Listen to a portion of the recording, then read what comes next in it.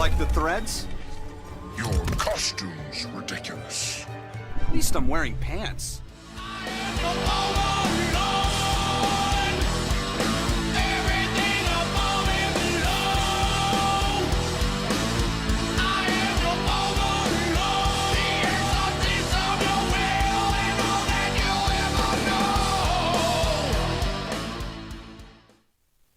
Hey guys, Silverlord here, back again with another review, and today we'll be taking a look at the McFarlane Toys DC Multiverse Injustice 2, The Flash. And while I do know that this figure came out a long arse a freaking time ago in a town called Kickapoo, that's a Tenacious D reference for those of you who are fans of the metal. I reviewed the Gorilla Grodd, so I might as well do my due diligence and, well, get a review of this guy up as well. I just got him the other day, and for the most part I like it, but there are a couple of kind of major issues I have with this figure, and we'll get into that. First and foremost, his accessories. He's got some of the lightning effects that we're used to seeing with McFarlane's Flash figures. He's got two here that go on his arms or legs. This one's for his legs, this one's for his arms. I would have preferred if we just got two more of these. Like, one more of this and one more of this. And we could have him just running. But instead we got whatever the heck this is. I don't know. But it's pretty weird. His hand kind of fits in there. And then the other ones just kind of wrap on his arms and legs. And there's a reason why, well, if you clicked on the video, you've seen the thumbnail, or the URL, whatever it's called. He is not posed with those, and we're going to talk about that. Because other than that, he comes with the standard display stand, which we're used to seeing with McFarlane stuff. And, of course, the collectible trading card. Had to add a bit of a dramatic pause. It's been a while since I said collectible trading card and had it in hand. Yeah. Steppenwolf. You can see it says The Flash on the back. It's bio. Are the bios for The Flash the same on all the Flash cards? Because that'd be kind of funny. Because it is Barry Allen. They've not done a Flash that's not Barry Allen yet. Now, those of you who are hitting up the stores now might be seeing a white variant of this guy. You don't expect to review that, okay? Disclaimer, I'm not picking that up. That's ridiculous. I want another character like Deadshot or Swamp Thing or freaking Scarecrow from this game. He's voiced by Robert Englund, for crying out loud, but the Flash here made the most sense because they did make Gorilla Grodd. And I hope they make more from this game, because I loved the first Injustice game. I know a lot of people didn't care for the costumes, and to be honest, I don't either, but I did like playing that. I loved Ares in that game. I always used to play as him, but him or I just spam Doomsday Deathstroke combos. But I like the look of Flash in this game a lot more. He looks a lot more streamlined.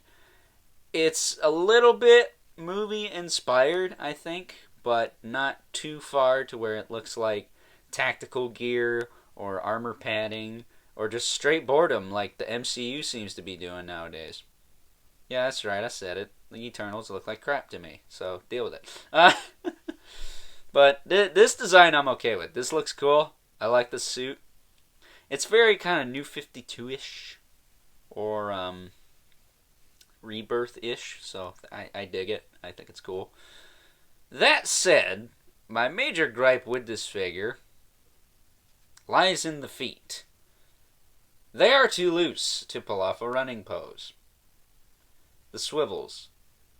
They will tighten up after a little bit if you have them posed, but this side in particular is too loose to hold up his own weight, so he kind of leans up against my review set for the thumbnail, and you'll see later for final thoughts. So that freaking sucks, because it is the Flash. And what pose do you want to put most Flashes in? A running pose. And when you can't do that, well then, so it's cool from like the ankles up. All the articulation on this guy, it is some of the tightest I've had on a Multiverse figure, bar none, with the exception of maybe the wrists and this elbow over here. Everything else is really tight. So let's get into that. So his head, look at that head sculpt. That's an awesome head sculpt. It's like a more textured version of the classic look.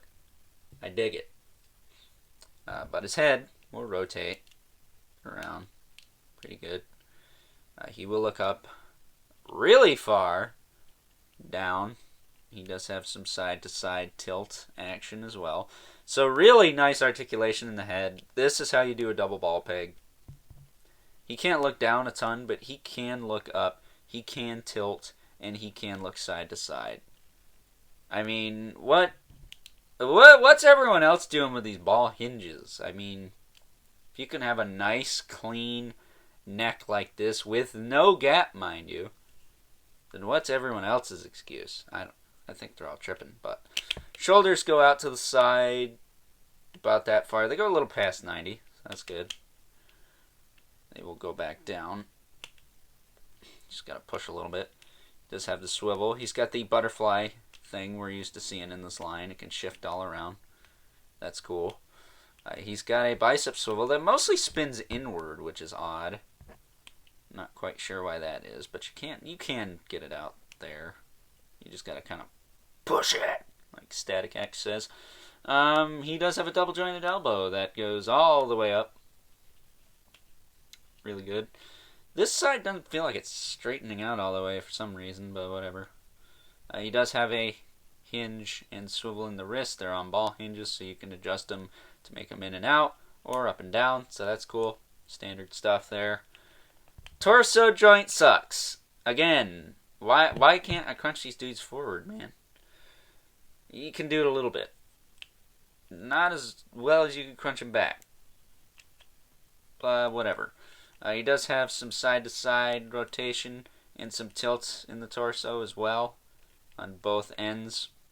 But nothing too crazy. Torso's pretty limited, but you don't really need that for a good running pose, so take it or leave it. Hips will kick forward. Okay, they will kick back. The legs are pretty hindered, I will say. They do go all the way out, pretty much in a perfect 90-degree angle. You can do the Van Dams. He's got a thigh cut. It's minor, but it's there. It's better than some. He's got a double-jointed knee, which be careful of his little heel spur there, but you can have him go all the way up and kick himself in his own buttocks. This dude can do all the bad things to a figure that a figure can do to themselves. You can kick his own ass, you can punch himself in his own face, and you can snap his neck and kill him. I mean, what more do you want? Then the ankles, they're on the standard hinge joints with the rockers and whatnot, and then he's got the toe hinge, which this side sucks. This is a floppy mess. The other side kind of locks down. I think there's probably some mold flashing in there. I don't know, it's pretty soft now. That's what she said. Yeah, the feet suck on this figure. I wouldn't say it's Skelegod bad, Masterverse Skelegod bad, but it's not great either. Then again, the Gorilla Grodd, who I'll pull out for comparison, his feet aren't the best either, but at least the hinge forward and back was much, much tighter. And he didn't have the swivels at the ankles like this guy does. He didn't have ball hinges, so. With that being said, since we're already kind of alluding to it, let's take a look at getting this guy centered. That's better. Let's take a look at some comparisons. first up, and as promised, here is the Injustice Flash next to the Injustice Gorilla Grodd. Injustice 2, to be exact. And, yeah, as you can see, Gorilla Grodd is a bit on the small side. He is bigger, but he probably should have been about the same size as the Steppenwolf and Darkseid I took a look at recently. This Gorilla Grodd I looked at again, long arse freaking time ago in a town called Kickapoo because, well, he came out way back in, I think, April, if I'm not mistaken. I got him before my birthday. That's how old this figure is. Just seems like this year is kind of just slowly chugging along and is just taking forever to just be over with at this point. And last, but certainly not least, we have our two regulars, the Mythic Legion's Brother Mandibulus and the Mortal Kombat 11 Spawn. And no, I don't think the Flash would last 2 seconds with Spawn, if any of you were curious. So with that being said, time to wrap things up. Some final thoughts.